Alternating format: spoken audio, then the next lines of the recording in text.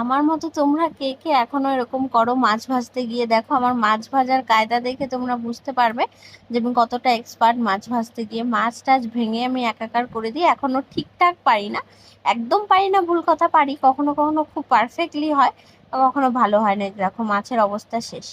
তো এখানে মাছটা ভাজা হচ্ছে ততক্ষণে এদিকে আবার কারেন্ট চলে গেছে, তাই মিক্সির থেকে আমি একদম শিলপাতাতে ট্রান্সফার হয়ে গিয়েছি। কারণ কিছু করার নেই, কখন কারেন্ট আসবে সেই অপেক্ষায় থাকলে আর হবে না। তো এরকম করতে করতে মানে বাটনাটা বাটাই হয়ে গেল, তারপরেও কারেন্ট আসেনি কিন্তু। তো বাড়িতে অনেক কয়েকজন আসবে, সে কারণে দুপুরবেলা একটু মাছটা ছিল, ওটা একটু মশলা দিয়ে ভেবেছিলাম করে নেব। কারণ সকালে অনেক কিছু রান্না করা আছে, তো মাছটা হালকা করে করে নেব। এখানে আমার মশলা মোটামুটি বাটা হয়ে গিয়েছে। তো এখানে আমি একটু পেঁয়াজ দিয়ে দিচ্ছি তেলের মধ্যে। আসলে মানে যাদের জন্য এত কিছু রান্না করলাম, আলটিমেটলি তারা আসার পরে আর খাওয়া দাওয়াই করলো না। আসলে ওরা একটা কাজে এসেছিল আমাদের এদিকে, তো আমরা ভেবেছিলাম দুপুরবেলা আসবে তো একটু কিছু খাওয়া দাওয়া করবে, কারণ দুপুরবেলা আসলে তো কাউকে ভাবে ফিরিয়ে দেওয়া যায় না।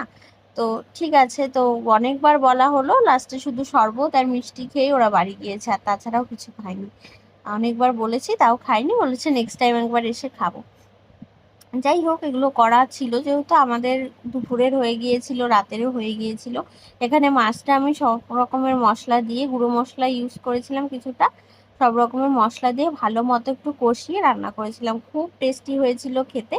তো তোমরাও নিশ্চয়ই এরকম করে মাঝে মাঝে ট্রাই করো। আসলে সকালে ডাল আরও অনেক কিছু ছিল তরকারি, তো সেই কারণে আর করলাম না, কারণ মাছটাও যদি আমি মাছের ঝোল করে নিই তার খেতে ভালো লাগবে না। তো সে কারণেই আমি এটা একটু মশলা দিয়ে মাখা মাখা করেছিলাম, খুবই টেস্টি হয়েছিল খেতে। তো আমার ভিডিও যদি তোমাদের ভালো লেগে থাকে তো অবশ্যই চ্যানেলটাকে সাবস্ক্রাইব করে দিও, ভিডিও লাইক করে দিও, কমেন্ট করে জানিও কেমন হয়েছে। আর তোমরা পাশে থেকো, তাহলে আমি এগোতে পারবো এই ভিডিও এগুলো নিয়ে আমি।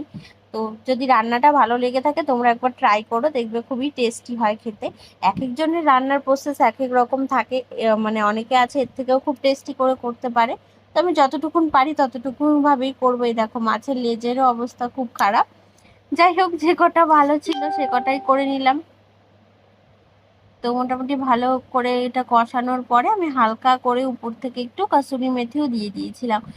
তোমাদের মনে আছে কিনা জানি না, লাস্ট আমি একটা ভিডিওতে বলেছিলাম যে আমার কাসুরি মেথি সব তরকারিতে মোটামুটি দিতে খুব ভালো লাগে, খেতেও ভালো হয়।